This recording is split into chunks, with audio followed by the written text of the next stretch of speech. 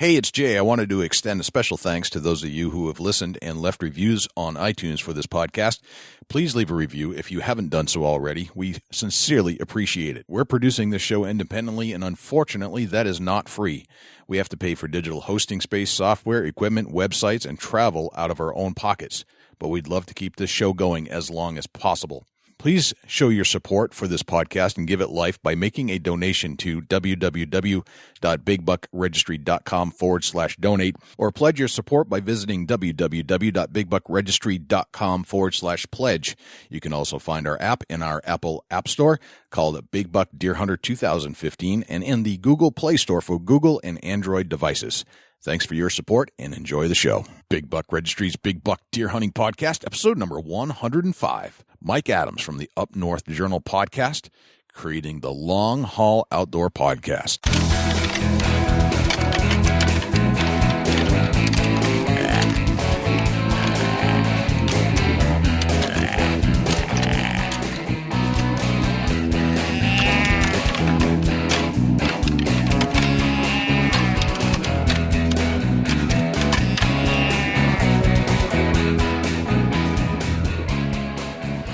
Big Buck Registry is a virtual museum of hunting stories. We preserve a piece of Americana by interviewing and recording hunters about their hunts and experiences from across the country. And who knows, maybe we'll learn a thing or two along the way that'll help us take our hunt to the next level.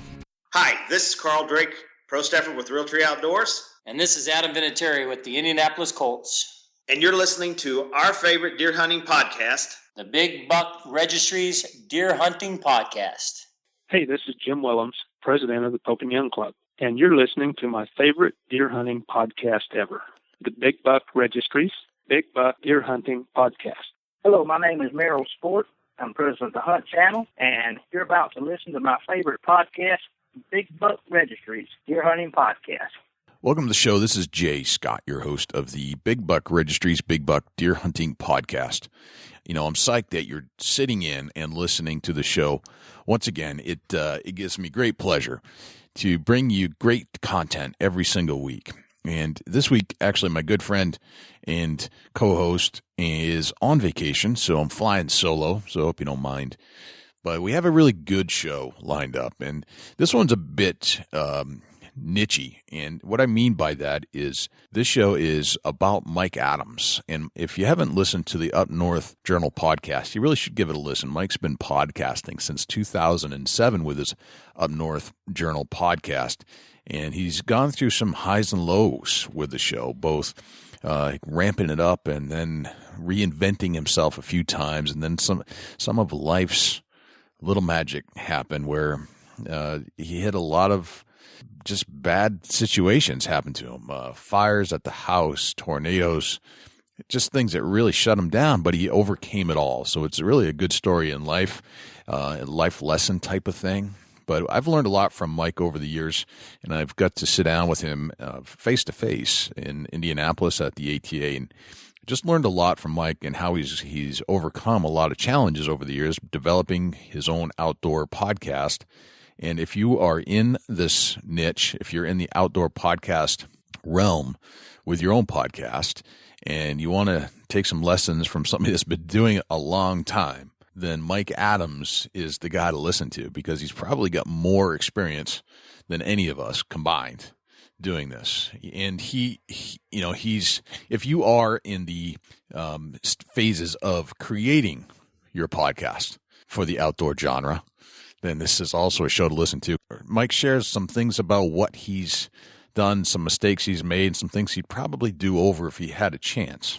And I do apologize because the audio gets a little choppy in between as we were discussing Mike's favorite deer hunt. And it's actually towards the end. And I left it in only because the content is rich. And Mike is discussing his favorite deer hunt when he was a little bit younger, and you'll hear a silence, and that's not the phone going dead. That's Mike choking up a little bit as he describes coming out of the woods and seeing his dad there, which is that experience that I think we all feel when we're hunting and we get to hunt with somebody we really respect and can show and experience a successful hunt. in some manner. So without further ado, here's Mike Adams. Mike Adams, welcome to the Big Buck Registries Big Buck Deer Hunting Podcast. What's happening, Mike? Oh, man. Thanks, Jay, for having me on. It's a pleasure to be here. I'm just enjoying Father's Day here in the evening in Michigan, and got done eating dinner, hit the pool a little bit, and just kind of relaxing right now. Sounds like a beautiful day in Michigan. One of the few that we do have, yes. Gotcha. I guess it's appropriate that we're recording this on Father's Day, you being the godfather of the outdoor podcast world. Well, that didn't take long. No, just boom. Got to get it out of the way so we can just relax. Gotcha. Yeah. Mike, you've been podcasting for quite a while. And, you know, as some of us fledgling podcasters, outdoor podcasters start to come up through the ranks and enter the genre that you're in, you've been here for a long time. And could you tell me a little bit about how you even got started thinking about a podcast in the first place? Oh, wow. You're taking me back to about 2007. I always joke, we were podcasting when podcasting wasn't cool. You know, You definitely were. I mean, nobody even, well, some people knew about it, but you weren't that cool if you did back then. Yeah, I was, I don't know. I guess I can blame it on my son, my oldest son, who's no longer part of the show, but still does hunt and, gets out with me. But he was 11, 12 years old, young kid. You know how the kids are. They're always on their phones, iPads, iPods. Back then it was an iPod. Yep. On the internet, what have you. And he come to me one day and he said, "Hey, Dad," he said, "check this out." He said, "I want you to listen to this." Because he was into hunting and he wanted to get into duck hunting. And that was kind of his thing. Sure. And I knew nothing about it. So he's doing a little research. And he said, "You got to listen to this." I said, "What is it?" He said, "It's a podcast." And I said, "Well, what the heck's a podcast?" He goes, "Well, it's kind of like a show on the internet." And, and we still get that today. People say, "What's a podcast?" Sure. And I listened to it, and it was a guy out of Michigan, Joe Duckworth. It was Huncast, and he was up in the UP. And I thought it was a really good show, but I thought there was something lacking from it. And I listened to a couple episodes, and I told my son, I said, what would be really good is if he had a co-host. And I mulled it around, and a week or two later, and I said, "What do you think?" I said, "You think you and I could do something like this?" Because I work in the TV industry, and, it's kind of my passion, shooting video and things like that. And sure. I thought, hey, let's try a radio, Right. And, that's kind of how it started. He's like, "Yeah, let's do this." So lo and behold, we kind of put a format together, and I talked with some friends of mine at work who were actually into podcasting, some of the techie nerds, as I call them. Yep. Some of the engineers, that work in the back. And a guy kind of got me on track and told me what I needed and how to do it and how to get it on iTunes and all that kind of stuff. And we cut a pilot episode, and which very few people have heard up until about 2 months ago. We never released it. And, I showed it to a couple of people, or actually they listened to it and they're like, yeah, you could polish this. This is pretty good. And that's kind of how it started. Gotcha. What were some of the things that the techie nerds told you to get going? What were some of the pieces of advice that they said you had to do? Well, the biggest thing, they said you need an audio board, because so many people back then, I didn't know it at the time, but podcasting started, the term came out in 2004. So we were, like 3 years after podcasting really was born. And they said, well, you need an audio board. A lot of guys are doing these with just, a headset and mic, and you plug it into the computer, and it doesn't sound good. And we experimented with microphones and things like that. And, we started cleaning the audio up, and I started learning different tricks of the trade as we went along. But the audio board, that was probably the biggest thing, and learning about RSS feeds and how that all worked, and getting plugged into iTunes. Those were, I think, the biggest things that really, got me started in the right direction. Because, I didn't know nothing. When it came to I'm a video guy. Right. I work on the video side of it. I know what audio is, but I'm not an audio expert. And that was one thing I had to learn, and start kind of honing my skills and getting in that direction. How long did it take you to kind of overcome the learning curve before you felt comfortable letting people listen to your show? Wow. Or are you one of those guys I'm just going to put myself out there. I don't care what it sounds like, and I'll tweak it along the way. That's kind of the way we were. Once we kind of got a base down, that first episode was, I go back and listen to it now and I was like, oh my gosh, what was I thinking? But, at first, I listened to other shows, and like I said, the one I mentioned earlier, I think they were doing it through a radio station. So they had obviously had the equipment, and, Right. And I was still trying to overcome some of those things. And yeah, I just did it with what I had and kind of moved along and we cleaned it up as we went. Had a small following and people seemed to enjoy it. Gotcha. Where did you find most of your people or most of your listeners came from? Were they from Michigan and the UP, or were they from all over the country? It's interesting. Early on, there's a few people from Michigan. Matter of fact, the guy who was working with me on my website is from my hometown, and we got to communicating back and forth on the internet, and he was from here locally. I mean, literally 2 miles from where I work. And then I met another guy from Connecticut who was doing blogging, and we became really good friends. And all of a sudden, it was Texas, Arizona, Colorado. It really was really across the board. It was kind of scary but cool at the same time. It's like, wow, there's people out there that actually listen to what I have to say. You have what, 2 sons? Yes, 2 sons, 2 daughters. 2 sons, 2 daughters. And your oldest son was the one that you started with, correct? Yeah. Okay. Yeah. Everybody called him Mikey Jr., but Michael, my oldest son, he took right off on it. He stayed with me for probably 3, close to 4 years before he stepped away and wanted to do other things. Gotcha. So he enjoyed it. He found that it was. I assume all his buddies weren't doing that because there weren't that many people doing it to begin with. No, he was, he became a legend in his own eyes, so to speak, Oh, okay. He had his own segment called Mikey's Game Bag, and he'd come up with a tip or a topic each week that he would do research on and kind of put it out there. And, for a 12-year-old kid at that time, that was pretty cool. Did you feel kind of all alone back in 2007 when you started it? Like you had no help. You had to kind of just do your own thing. And I remember trying to start the website and something to kind of give it a home to reside at besides iTunes. And, and I struggled with that because I knew absolutely nothing about it. And, that's how I met my one buddy, Tim, who lived locally, and he volunteered. He didn't know what he was getting into. And he says, hey, I'll help you out. And he wanted to be a part of it. And that's how he kind of got involved. And, we started a website and it went from there. Gotcha. So you really didn't have any help. And you just kind of had to blaze your own way, so to speak. It was. We really did blaze a trail. We tried a lot of things that worked and a lot of things that didn't work along the way, and even today it's still, you try new things at times and you think it's going to be, that's going to be a really good idea. And you find out it's not, and you have to kind of, turn directions and maneuver through this big maze we call the outdoors. Right. Now, who are some of the other podcasters that were joining you in the ranks back then? I started about the same time Bocast did. Okay.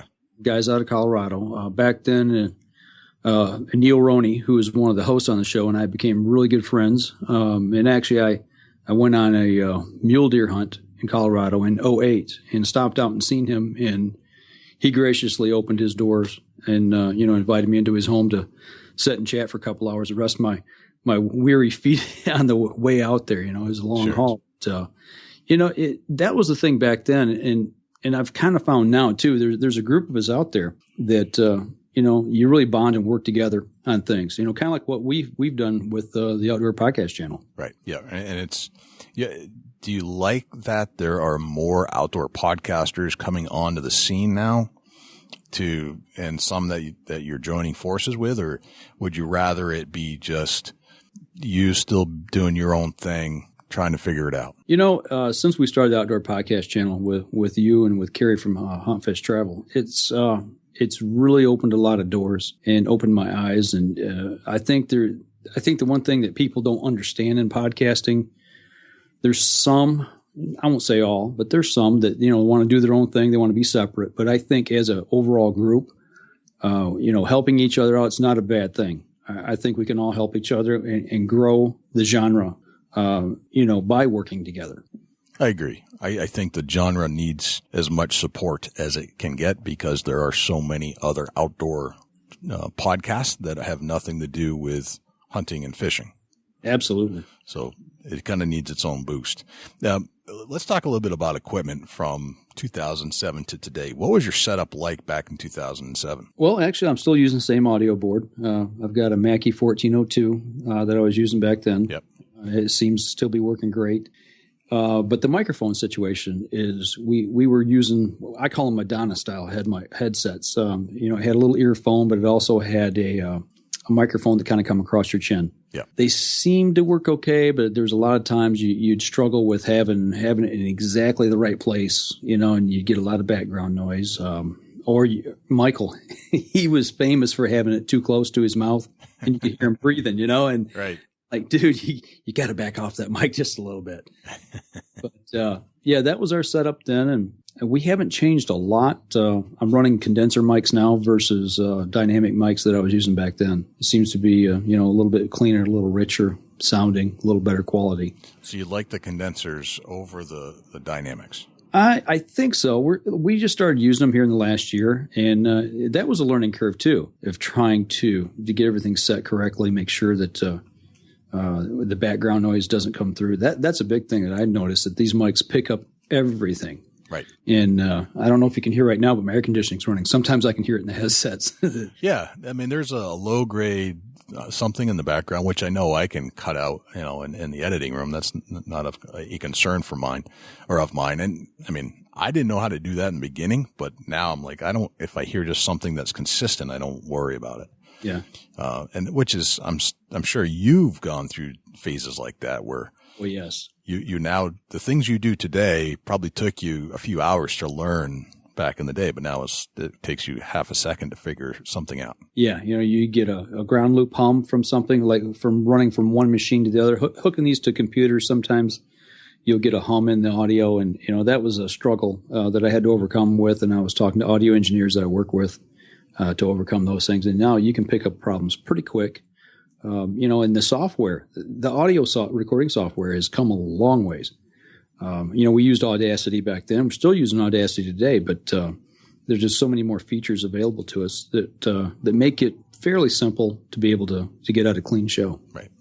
It's fascinating how things have progressed, and the audio quality on every show gets better and better for me and for you. And you've come. I mean, your show is one of the top quality audio shows around, and you still, if I'm not mistaken, still try to tweak it all the time. It's like you're always trying to get a little better, as I am. Yeah, as I think everybody is. Yep, looking for that edge. Always looking for something better. Yep. So back in 2007, you had the world was your oyster, so to speak. Mm-hmm. You could have picked from any genre that you wanted to.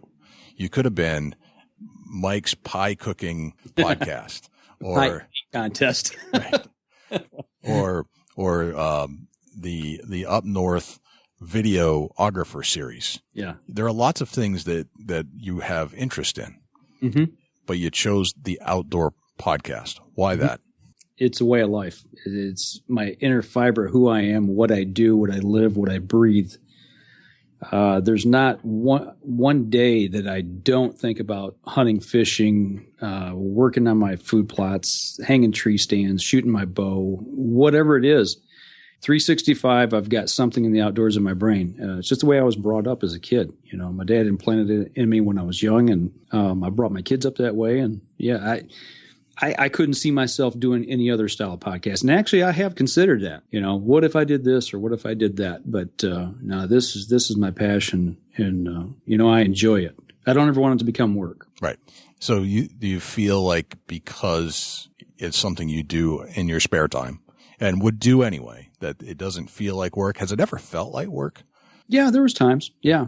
Back when we grew the team to 14 members, it was a big headache. It was a lot of work, and it didn't work out well. And It became work. Yes. Okay, so 14 members. That's interesting. So let's talk about that a little bit. Why 14 members? Because I couldn't get 15. I always thought bigger, badder, faster, more. It's that mindset of, whether it be shooting rifles, bows, or driving cars, if it's bigger, badder, faster, it's better. Right. And we found out it just didn't work.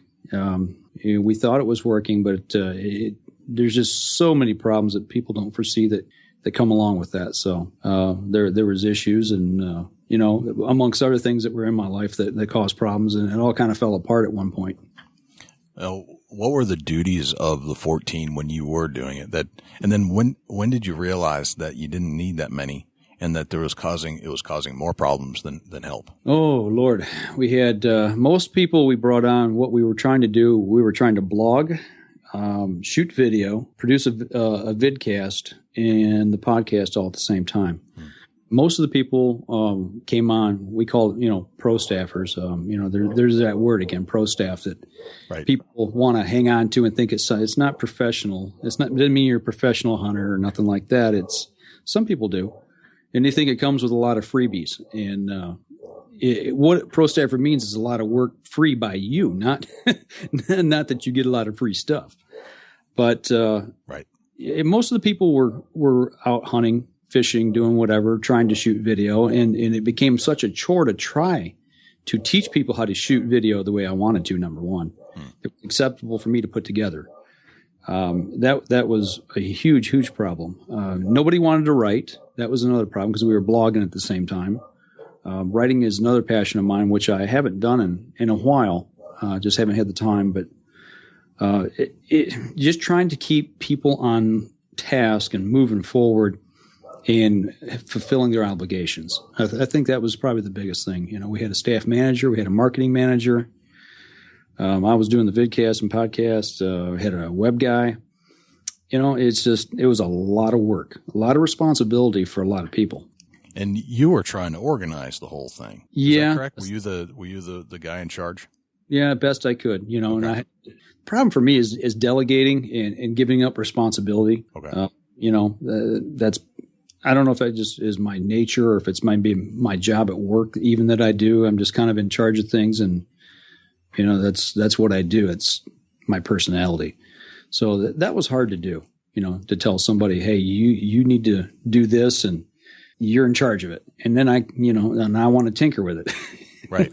Once I give that up. So, yeah. Was there ever a time when having 14 members on your staff, and it sounds like they're all just independent people trying to focused on providing content for the Up North Journal.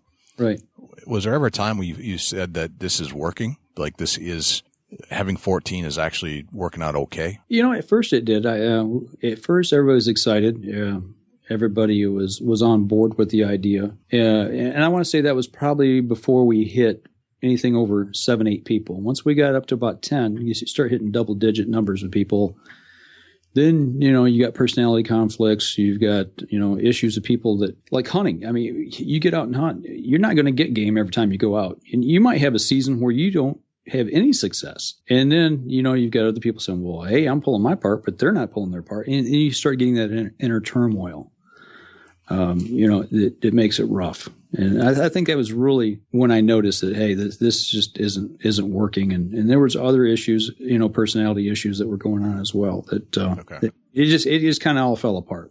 Gotcha. So how did you kind of disband the group once you made that decision? How did that work? I had help in doing that from somebody else within the team. It wasn't necessarily all my part. Oh, okay.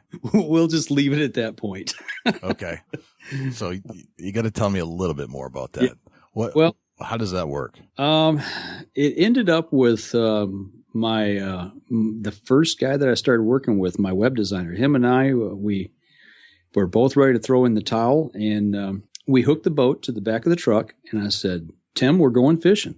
He says, oh, okay, are we just going fishing or are we going to talk? I said, no, we're going fishing and talk. We sat on the river that day for probably 5 or 6 hours and contemplated, the future, what we were going to do, how to recover, if it was recoverable. Mm-hmm. There was lots of decisions made that day. And, we just decided to kind of go back to our very humble beginnings and start, kind of from page one again. What year was it that you what year was it that you had the talk on the river? I think that was 2010 or 2011. Okay. Yeah, it was I think it was 2011. Yeah. So you went about 4 years building it up, and then decided this is too much. Yeah. Yeah. It's not working. Mm-hmm.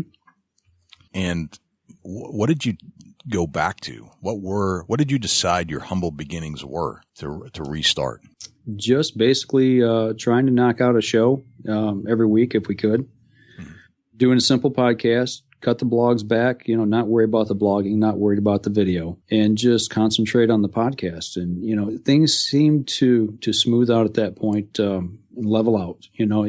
We kind of got back to, like I said, our roots, and that helped a lot. And how many people were part of the redo? I think there was 5 of us at that time. Kind of basically where we're at right now. Okay. Not just there's been very little change since that talk on the river, other than the fact that our what do I want to say? I don't want to say success, but our I think the content of our show was better. Okay. I think the stress was off of us. That to me, that was success. It's not always about the number of listeners. It's about the quality of what you're doing, and the love you have for it. And that's at that point, things begin to really smooth out and kind of get back on track. Gotcha. So who's part of your crew today? You have approximately 5 people. Yeah. Describe let's start with Danny. Danny. Describe Danny to me. How long do you have? As long as you need, Mike. Danny was with us from early on, and part of the inner turmoil at that time when everything disbanded, he stepped away for a while. Had a fallout with one of the guys on the team, and that was the other thing is it hurt some friendships that I held very dear to me. And two of those friendships have since been mended tremendously, and we're just we're doing a lot of things together. But Danny, I had a long talk with him, and I said, hey, you know what, man, I need some help. I'd like for you to come back and be a part of this. You're an integral part, and since then, it's him and I've been pushing the podcast and kind of been running in the forefront. And he's my right hand man. He's that comical, funny guy that, he allows us to pick on him a little bit, and he takes it, with a smile on his face. But, there's no other guy I would rather have sitting in the chair in front of me right now. If it wasn't one of my kids, it's Danny, and I can't say enough about him. Yeah, Danny is a great guy, and I've enjoyed all the conversations I've ever had with Danny, and he makes me laugh. He's just one of those guys. He's just a humorous person. When I've had some really bad down times, that guy has been there for me and been on the phone. And before I get off the phone, he's had me laughing. And he's just a great guy. I can't say enough for him. You have to have somebody like Danny on your staff. Yeah, no question. Let's talk about Mikey now. I know he's now broken away from Up North Journal, but who is he? What's he like off the mic? Oh, off the mic, he's become his own man. I've watched that kid grow up and become a man, and he's finished up his 4th year of schooling for electrician. He's working. It's I'm proud to call him my son, and we still hunt together, fish together occasionally. Not as much. I mean, our lives are busy in 2 opposite directions, but we still get out every now and then. He went up to deer camp last year with me and had a great time. So cool. He's become his own man, so to speak. So he comes back into the mix here and there. He's bailed on it completely. He said, "Can I? You think guys would want to hear from Mikey again this year?" And I said, "Absolutely." And occasionally I get people asking, "Hey, what's Mikey up to?" Right. So well, that's going to make you feel good. Oh, absolutely. Yeah, it's proud when you see your kids do well. Absolutely. There's nothing you can be more proud of, really, when it's all said and done. Who else is on your team? Kevin Hutchins, friend from college. I've known him the longest. I've known him longer than I've known my wife. Really? People call him my second wife. Yeah, we've known each other for over 30 years. No kidding. And we met each other in 1983, October of 83, when we went to college, and been lifelong friends. He's kind of behind the scenes guy.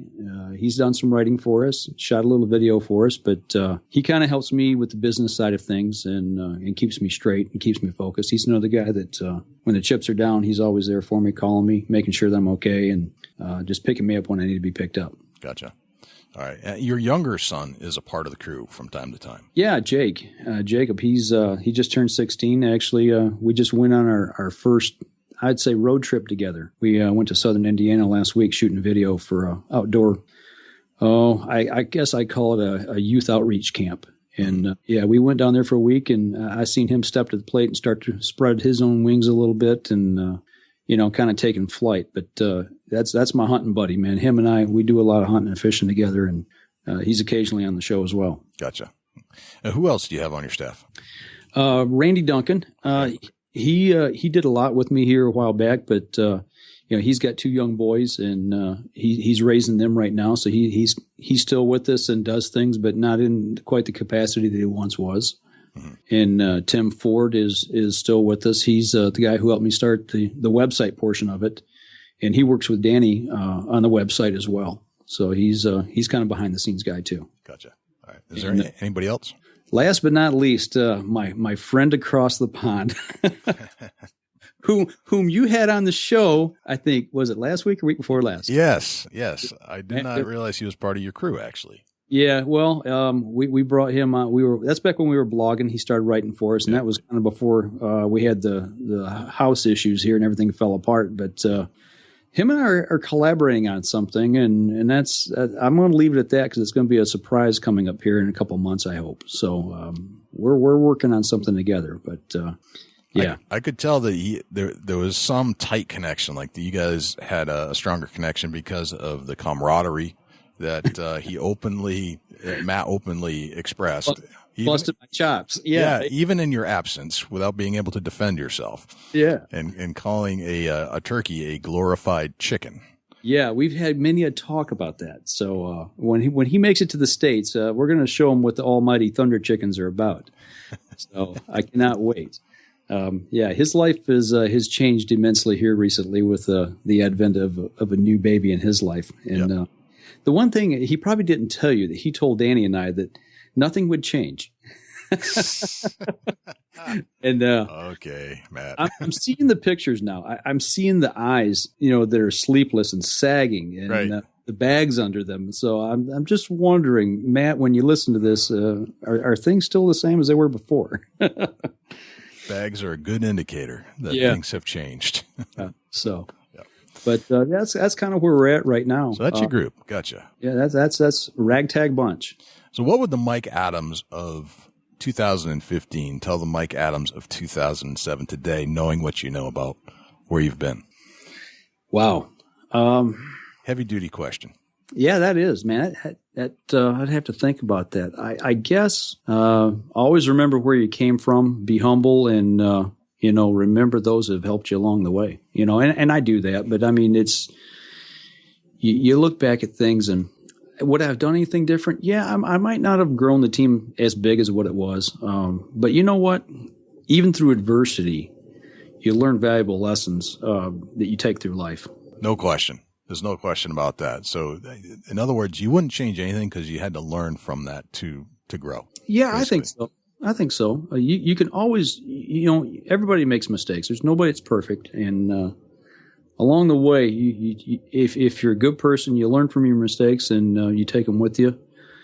Not as baggage, but as a tool to use later on.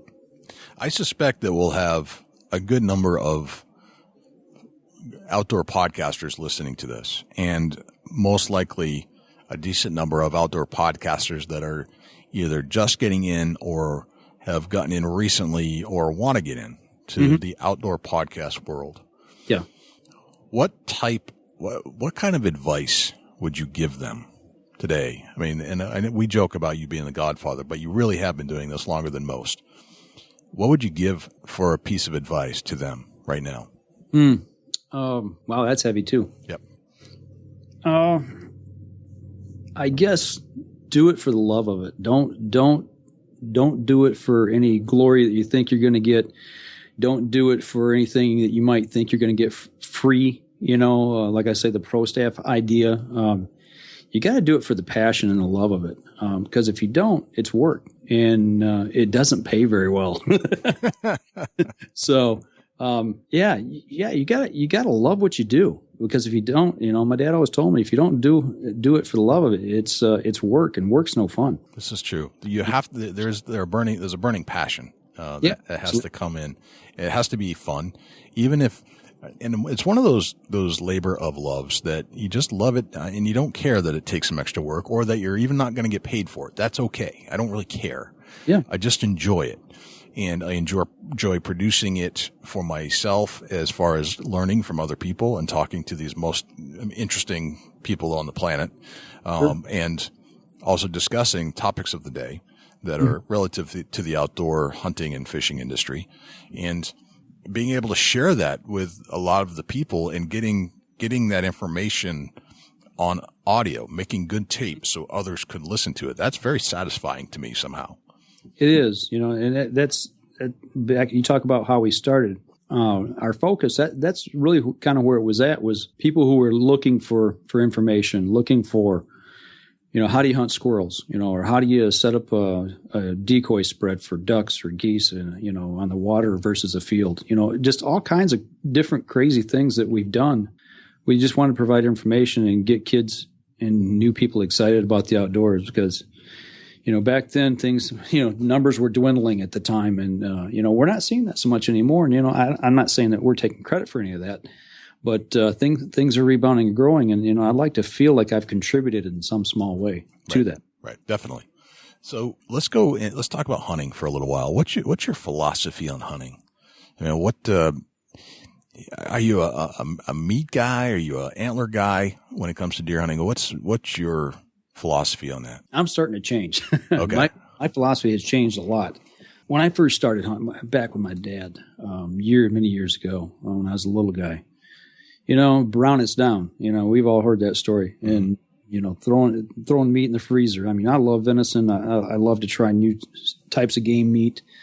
There's not much that I won't hunt or fish for, given the opportunity. But, lately I've started trying to become more of a conservationist, thinking about, the herd, the health of the herd, the health of the outdoors. And I'm starting to buy into deer management, whether it be one group or the other. And, I'm actually starting a deer co-op.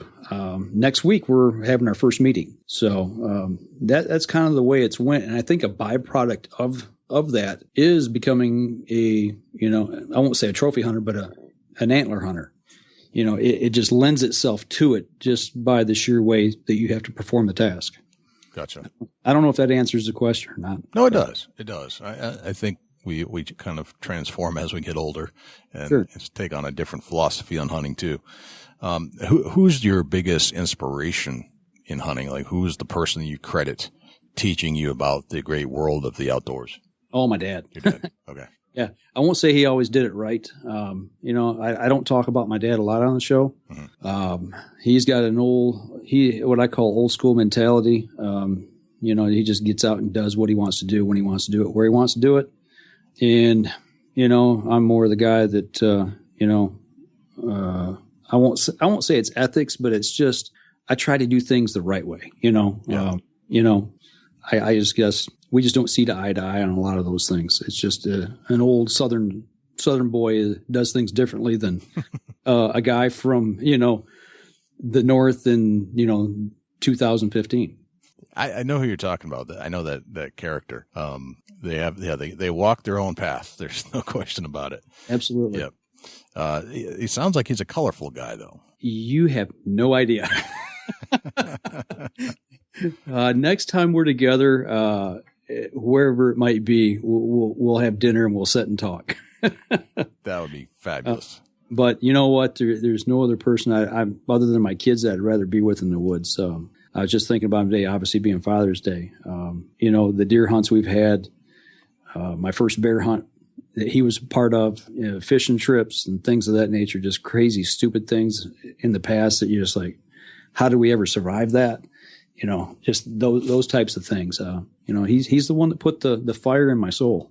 Gotcha. That's awesome. I think fathers are responsible for a lot of that. And these days, I think moms are becoming more and more responsible for that, especially as more ladies get into the outdoor industry. Absolutely. So it's going to be a very interesting world in the next 20 years to see how daughters, I think we're going to just have moms and daughters, much like we've experienced, through the 60s and 70s, sons and fathers and sons. So it's going to be a great group of people. My daughters will kill anything. Nice. I've had the fortune of actually being with all four of my kids when they took their first deer. And that task was completed last November with my youngest daughter. So, yeah, they're all very murderous when it comes to being in the woods. I hope I think they've had a lot better success in the last 3 or 4 years than I've had. So interesting. I hope they continue down that path. You know, you get to our age, you've killed deer and you've killed turkeys, and you know, it doesn't matter anymore. The point is you're passing it along, and now it's, you know, you want to see your kids do that and see the joy in their face. And now when it comes to the time that they have kids, I want to be Papaw that takes them out and it lets them experience that as well. Right. Definitely. Speaking of memorable moments, would you take us on a deer hunt and bring us back to one of your most memorable hunts that you can remember? Wow. I would say probably the one that sticks in my head for me personally, where I killed a deer, would have been 1982, November 15th, 1982, opening day. November 15th, 1982. All right, this is quite a time machine we're going to go on.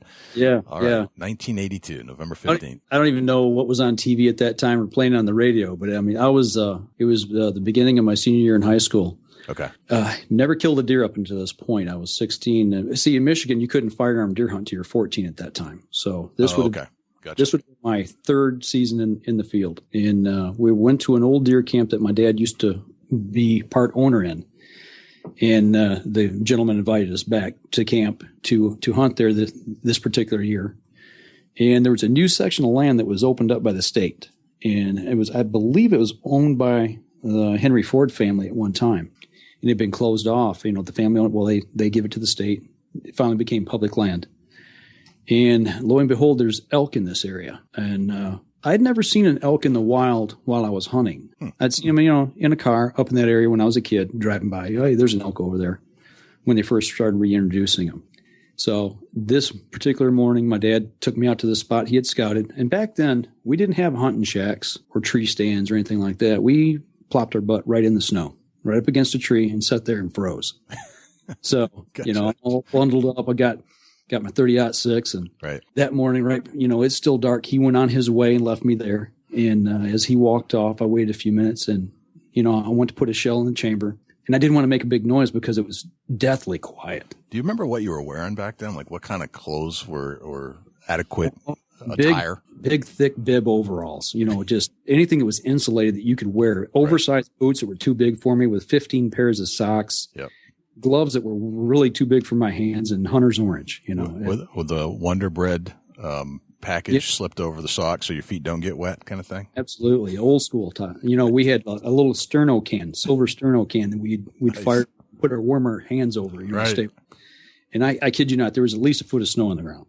And I'm sitting there, and you know, it's jet black and it's cold, and you can just feel your breath hanging. So I go to rack a shell in the chamber, and I ease the action down, not wanting to make that big loud clank. Yep. And sitting there at about 9:30, 4 deer come through, and the last one in the line is a big buck, you know, big 8-point, and 30 yards away broadside, and my heart's just like out of my chest.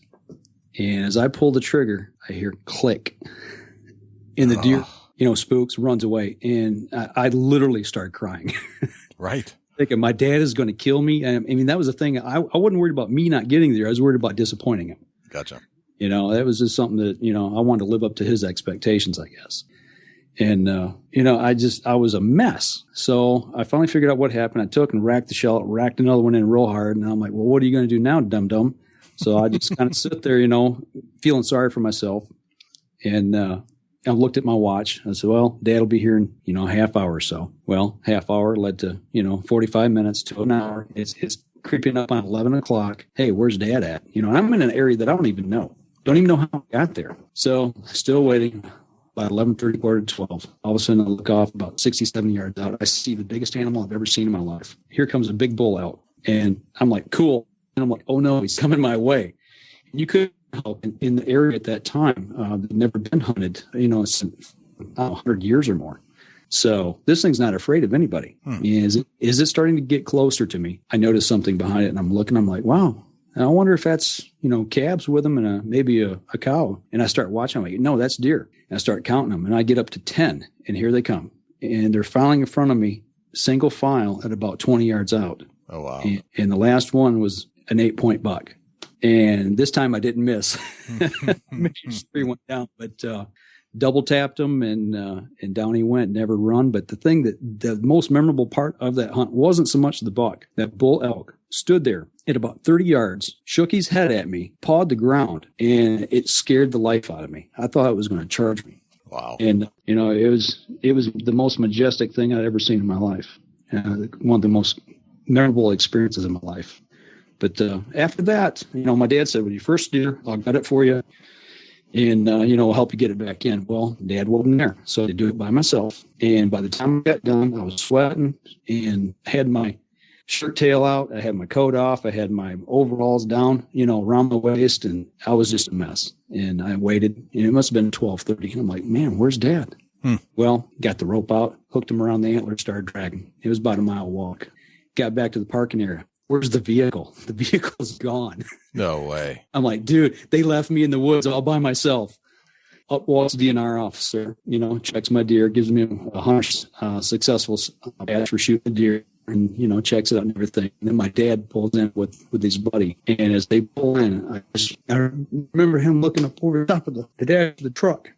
And he had a smile on his face. Yep. So, I knew then that, I did it. Dad's proud of me. So that one really sticks in my mind. Sorry, man. I don't mean. Mike, that's what this is all about. That's exactly the feeling that I think all those people who don't do this will never appreciate. Yeah. That's it. It's the best thing in the world. And I got that deer sitting right here beside me here in the office too. I mean, he was a wall hanger. Beautiful. Yeah, I love that. But my pops means everything to me. That's a great story, man. I love it. Love it. And the reason he wasn't there was because him and his two buddies both had shot deer. We all tagged out that day. So they had got their deer and they said, well, hey, we'll just go drop ours back off to camp. We'll come back and get him. We're going to leave him out in the snow. So it paid off, perseverance pays off. Right. I screwed it up in the beginning and I stuck with it and, it worked out. So that's a great story. I don't think I've ever heard a story told where there was like an intruding bull elk just kind of hanging around. Oh, it scared me to death, man. I thought it was going to charge me. It was the craziest thing, but it was the most beautiful thing I'd ever seen too. Right. It was a pretty cool hunt. That's so cool. Who are some of the most memorable guests you've had on your show over the years? We had T-Bone on back, about around 2009, 2010. We had Nick on the show. Mm-hmm. Ralph and Vicky, they're a hoot. Those guys, we see them at shows now when we go to shows, and they're some of the most friendly people you ever want to meet, and genuinely interested in listening to your stories. We've had them on the show. The Brunsons we've had on. Larry Weisen. I think that's probably one of the ones I won't say proud, but there's been others, and I know I'm leaving out some people, but those are the ones that really stick in my mind. Gotcha. How about some of the most controversial issues that have been discussed on the Up North Journal podcast? Wow. Deer management. Yeah, that's always a hot topic. Definitely. The way deer are managed in our state, I'm a strong advocate for mandatory deer checks or big game checks. And I think we're doing our deer a disservice. I've gotten a little bit of flack for that. Anything anti-hunting, I jump up on a soapbox or Second Amendment.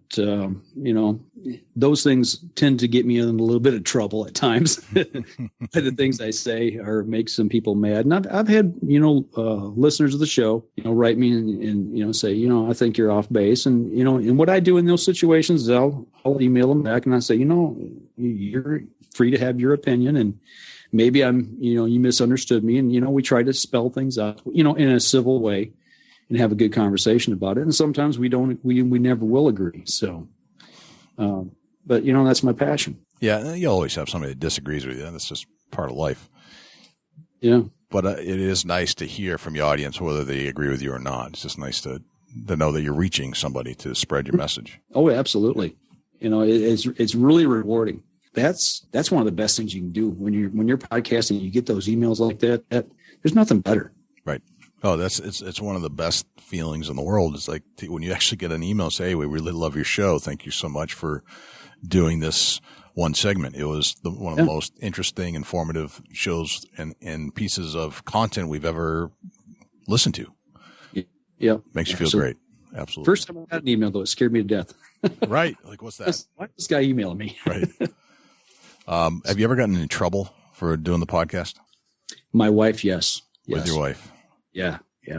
Because I have to hush everybody down in the house. It's like, okay, we're getting ready to do the show. You need to be quiet. And I've been told a time or two you need to find a different time to do this. You're always doing this on this night and da da da da da. Yeah. She gives me some grief. Yeah. Yeah, it is your whole family must get used to it though. Like they know it's coming. It's almost becomes a part of your life. And at this hour on this day, that's Dad's podcast time. Yep. 6:00 Sunday nights. There you go. That's it. It's just the way it kind of turns out. And cool. Mike, this has been awesome. And, man, we've covered a lot of topics. Where do you want to go from here? And there was a brief moment in time here where you actually weren't on the mic. Yeah. And I think it was something you shared this with me a little while ago, and that it was you had some personal struggles recently. What happened? Oh man, this was back in 2013, the worst year of my life. You think when the team disbanded and all that, and you think, man, this is the end of the world, and man, my podcast is suffering, yada yada yada, and and then for whatever reason, your whole world gets shaken. 2013 was that. One of my kids had some health issues. Then I lost a grandmother, and that was in May of 13. And then 3 days after I came home from that funeral, our house was hit by a tornado. And we were out of the house for 17 weeks. Wow. And during that time, I was in a car accident. A kid crossed the center line on me in a rainstorm and wiped me out. And actually, I was on my way to do an outdoor show that day, and it kind of scrambled me a little bit. And we got back in the house, and 2 weeks later, the house caught fire and burnt, and we lost pretty much everything. Most things that we had were smoke damaged or burnt. Yeah. So we started back trying to do the podcast halfway through the rebuild of the tornado, and we got a few shows. I think we got 2 shows out, and then we had the fire. And then we just shut everything down for about a year and a half. Yeah. So it took time to rebound from that, get equipment back, and get my faith back in line of where it should be, and get my family secure. I mean, all those things. I didn't hunt for a year and a half. There was no going out and going into the field. There was no podcasting, obviously, and there's a lot of things that didn't happen. So. Yeah, it took a while to rebound from that, but what doesn't kill you makes you stronger, is what I say. Yeah. How do you feel today? I feel like I'm on top of the world. I feel like I'm as good or better than I've ever been. Whether it be emotionally, spiritually, health wise, family wise, financial, everything. Because it can all be taken away in a second. As long as you look at life that way. Live your life to the fullest, and you know what? You're doing something right. Right. Yeah. Well, brother, I am sincerely appreciative of you joining us and being just having you as a friend in this outdoor world. It's I'm glad I met you. Let's put it that way. You know what? ATA this year was kind of our rebound moment when we finally started. It said like, "Yep, we're back, and we're back strong." And by meeting you guys, that meeting we had that night when I still remember when you said what you said across the table. I don't know if I smiled or not, but inside I was smiling from ear to ear, and I'm like, yeah, this guy gets it. So, and it's been a great friendship ever since. And, it's just onward and upward with everything that we're doing together. That moment in time, I mean, I'd been following what I could of the podcast. And granted, when I got into it, you were in that lull phase, but I noticed they were always in the top rankings. And, when you're a new fledgling podcaster, you try to find other techniques and listen to other shows, and yours was one of them. So when you were sitting across from me at the table, I was like, oh my God, that's Mike Adams over there. And that meant a lot to me. And it just, I knew that there was something special that was just starting to happen. Well, it's going to continue to grow because, I know with all of us working on the Outdoor Podcast channel, it's just going to be a great thing, man. I don't know how to explain it, but I'm digging it. It's going to be a great ride. Yep. Are there any books that you would recommend to somebody if you were getting into just any book that you recommend? Which one of your favorite outdoor books of all time? Favorite outdoor books? I was reading Before the Fire, and I haven't finished it yet, but because I don't have a copy of it anymore. Gotcha. Is The Hunting Adventures of Oliver Hazard Perry. He was a Northern soldier, lieutenant, or something in the Northern Army. We're talking Civil War era. I'm a big history buff and Civil War buff, and he was from Northern Ohio, and the book basically talks about his hunting excursions into Michigan. They called it Northern Michigan, but actually he was hunting right here in my home area in the counties that surround me. And some of the things that he encountered, it was just really cool. It kind of inspired me to think of what used to be here, in this area where we live now. And, I don't know, maybe that's the one thing that kind of changed my philosophy towards hunting and becoming more of a conservationist, thinking of how much used to be here and is no longer here just due to, the population. Right. So, yeah, it's a good book. That's a good read. I'm going to put that on my list. It's pretty much just like a hunting journal. He'll go 2 or 3 days and, he'll write down, talk about those things. And it's pretty cool. Now, if there's something, and I have these items, like there are a couple things that I have to have with me in the woods. And if I don't have it with me, I feel completely paralyzed or naked. One of which is a good pair of socks, which you pick on me about all the time. Yeah. And even a spare backup, because if my feet get too hot, it drives me insane. The second one, and for me, it's a good pair of binoculars. And I've oftentimes, not often, but when I do leave the binoculars in the truck, or I forget to pack them, or it's in my other pack, it drives me insane. I said, man, I just wish I had those binoculars with me right now. Yeah. What's that one item for you? Strangely enough, I've heard you guys talk about this in the last couple shows. And for me, it's the same thing in binoculars. I've been a big advocate of having a pair of binos on me, for the last 10 years, at least, maybe even 15. My dad started me on them. And it basically boils down to where we hunt. It's not real thick, but you get into some big timber, especially during bow season with the foliage on. You need to be able to see movement before it gets on you. And I'm a firm believer of having, binos with bino straps on while you're bow hunting. Keeps them out of my string path. They're right in my work zone, easy up, easy down, low movement. And it just gives me another set of eyes where I can reach out and, really look. During deer season or rifle season, I think it's important just so you're not pointing the gun and looking through a scope, because you never know what's out there. Right. It's a safety issue. It's a big, big safety issue for me. So. Yeah. But if it wasn't that, I'd have to say a camera, my video camera. I mean, that's my right arm. That's my passion, as well as podcasting. But when I'm in the field, I try to video as much as I can, everything that I do. What kind of camera do you bring in the woods with you? I'm running a Canon XA20 right now. It's a full digital HD prosumer camera. Okay. Small, compact, but it's got a great lens on it. Great features, fully adjustable, and it gets out there and does the job. Gotcha. Now, if there was one hunting tip, what would it be? Perseverance. From that first deer that I killed, perseverance. There's been many times I've been out, even in, turkey woods, and you just keep thinking, man, there's nothing here. You got to persevere. You just got to keep going, keep waiting it out. Keep doing what you're doing. I've took up trapping here this last year, or not last year, last 3 or 4 years. And, the same way I'm learning with that, and I'm not good at it. But I do get critters, and, that learning phase, persevere, you just keep going, because if you don't, you quit. And if you quit, then you're not hunting. That's no fun. Right. That's a good one. Perseverance, I think, is one of those big ones we forget. Between that and playing the wind. I'm a big one on that. Yeah. Scent control. Yeah. Well, Mike, this has been an amazing hour.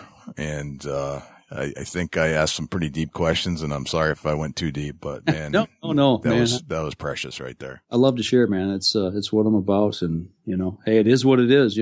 Life's too short not to share your journey, man. Got that right.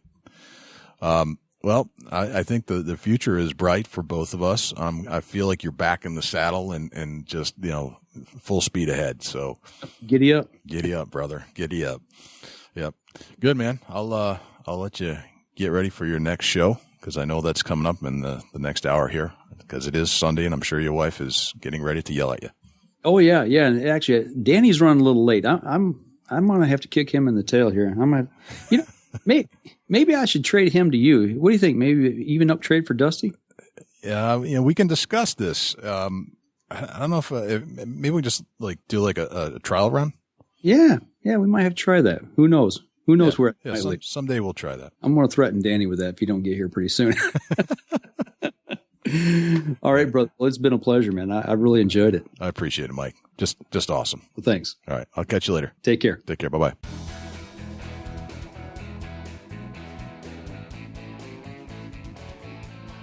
Well, thanks for tuning in to the Big Buck Podcast. I'm sorry that Dusty is still on vacation. Hey, we all need a break, and I certainly understand. He'll be back on the mic again soon, and I love listening to Mike tell his story. It actually is a true life story, and it goes back 8 years now, and that's why we call him the Godfather of outdoor podcasting, and we all look up to Mike. Mike, thanks for joining me on the show and doing what you do. If you'd like to reach out to us at the Big Buck Registry, is bigbuckregistry.com. That's our website. You can find us at bigbuckregistry.com/Facebook on Facebook. Twitter is twitter.com/bigbuckregistry. Give us a call at 724-613-2825. Leave us a message. Leave us some feedback about this show. You can even leave a little deer story there if you'd like. And if you'd like to submit a buck for a buck that you have taken over the last couple of years, and you want to get some notoriety for it and share it with the world of our 157,000 plus Facebook followers, it's bigbuckregistry.com/mybuck. And if you have a moment and you have an extra buck and you'd like to pledge your support for this show, please go to bigbuckregistry.com/pledge. And whatever you can spare, we'd appreciate it. We do need some help paying the bills around here, and we'd like to keep this show going as long as possible. And right now, we're paying for it out of our own pocket. Well, this is Jay Scott, and Dusty is not here right now, so hopefully you'll tune in again next week. We come back with some great content. We'll see you next week. Can't wait.